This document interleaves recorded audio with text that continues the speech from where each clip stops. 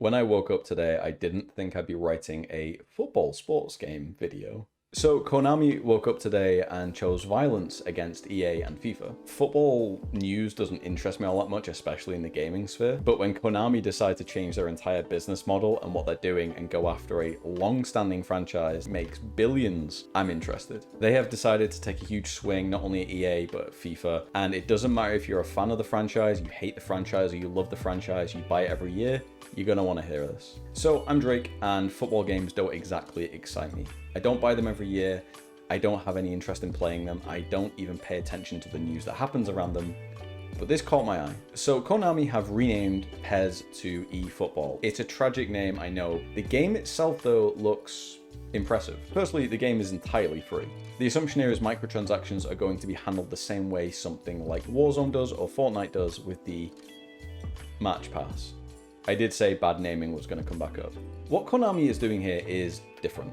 As I mentioned, the game is free to play. It's using a custom engine of the Unreal 4, which is problematic, but not the end of the world. It's going to get regular updates instead of being an annual release. It's coming to mobile. On top of it coming to mobile, it's also going to be cross-play. So if you're playing on Steam, you can play with your friend on iPad if you'd want to. If you're playing on Switch, you can play against PlayStation 5 players. PC, you can play against Xbox and PlayStation 5 players or 4 players. It's also going after the jugular of FIFA, Ultimate Team. They've just called it Team Builder for now, and they've not announced what it's actually going to be called. The assumption here, though, is it's going to act exactly like Ultimate Team, because that is one of the primary reasons why people play FIFA. FIFA, for the most part, is pay to win when you're playing Ultimate Team. It's the biggest section of the game, and it's pay to win. What Konami have done with eFootball, such a bad name, what Konami have done with eFootball is effectively take that and say, we're going to have a match pass. And the assumption being that when you go through that, you actually unlock things that are relevant to your team and to the game overall. This to me is a considerably fairer business model.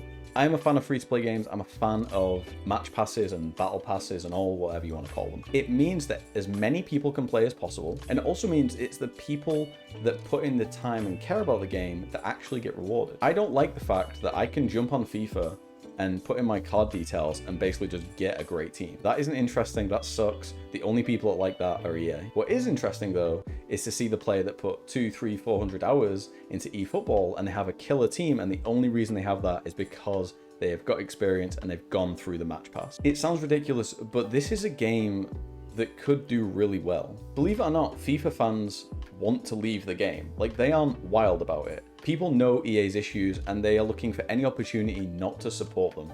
So from the first glance, they've got a free-to-play game that's going to be on mobile. It's going to be cross-play. It's going to be Battle Pass supported. Like, what's not to like? I want to end this particular video with the biggest possible win here. India is a huge football loving country. And if you've paid attention to YouTube or Twitch, you will have noticed that India has a huge population of people that specifically play mobile only. The idea that we can get controller supported mobile gameplay or tap mobile gameplay working really well, and these people can play against anyone in the world and it works well and it looks good, this is impressive. Mobile gaming isn't going anywhere, and the idea that we have a market of 1 billion people that probably want to play this, very impressive. Tell me what you think down in the comments below. I want to know, do you think this will work? Do you think it's gonna flop? What is the story? If you like the video, like it. If you really liked it, subscribe. I am still trying to hit 1,000 subscribers before the end of the year, so we'll see how that goes.